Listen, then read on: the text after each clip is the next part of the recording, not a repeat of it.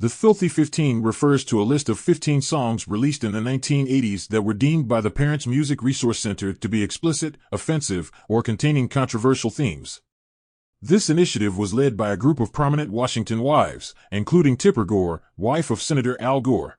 They were concerned about the potential impact of explicit content in music on children and teenagers. The PMRC aimed to bring attention to these songs and encourage the music industry to adopt a rating system similar to the one used in movies to warn parents about explicit content. One of the key catalysts for this movement was the growing popularity of heavy metal and rock music, which often featured explicit lyrics, sexual content, themes of rebellion, and references to violence or drug use. The Filthy 15's list of songs and lyrics to first receive the Parental Advisory Explicit Content sticker was, number 1, Prince's song titled Darling Nikki. The sexually explicit lyrics were, I knew a girl named Nikki, I guess you could say she was a sex fiend, I met her in a hotel lobby masturbating with a magazine. Number 2, Madonna, Dress You Up. The sexually explicit lyrics that got it banned were Gonna dress you up in my love, all over your body.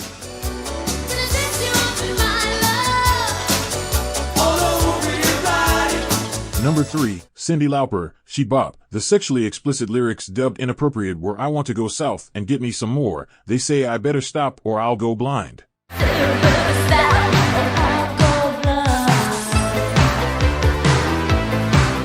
Number 4, AC/DC, Let Me Put My Love Into You. The sexually explicit lyrics banned were Don't you struggle, don't you fight, let me put my love into you, let me cut your cake with my knife.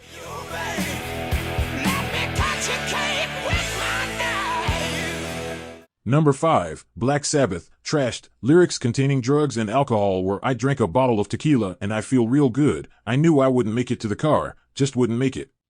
Number 6, Twisted Sister, We're Not Gonna Take It. Lyrics containing violent and rebellious themes were We'll fight the powers that be, we're not gonna take it.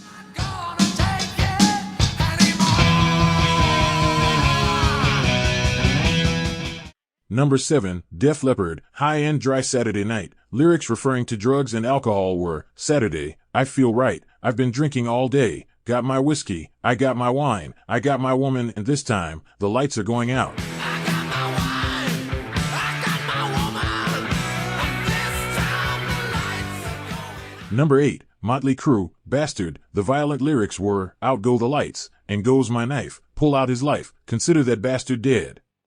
Number 9, Judas Priest, Eat Me Alive. Profane and sexually explicit lyrics were, Grown in the pleasure zone, gasping from the heat, I'm gonna force you at gunpoint, to eat me alive, squealing in passion as the rod steel injects.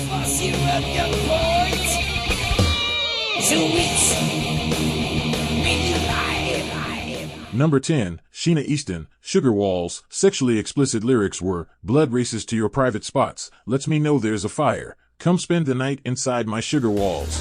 Blood races to your private spots. Number 11, Vanity, Strap on Robbie Baby. Sexually explicit lyrics were, Come on and stroke me, strap this thing on tight. If you want to glide down my hallway, it's open, strap yourself in and ride. Number 12, Mary Jane Girls, In My House. Sexually explicit lyrics were, When it comes down to making love, I'll satisfy your every need, and every fantasy you think of.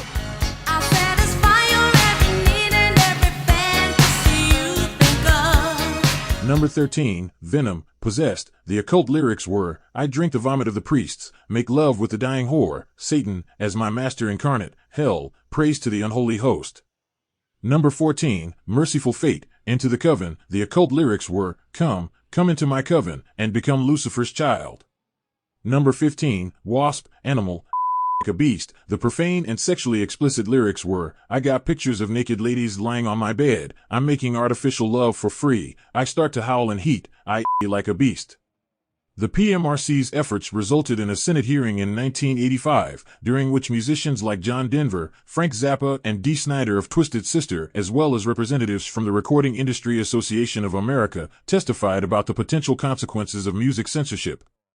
While the movement did not lead to direct government regulation of music content, it did lead to the voluntary adoption of the parental advisory label by record companies.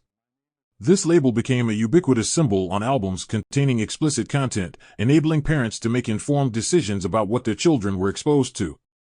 In retrospect, the Filthy 15 controversy remains a significant moment in the ongoing debate over artistic freedom, censorship, and the influence of popular culture on society. It highlighted the tension between creative expression and the responsibility to protect younger audiences from potentially harmful content. The legacy of the Filthy 15 continues to influence discussions around media content warnings and parental guidance in various forms of entertainment.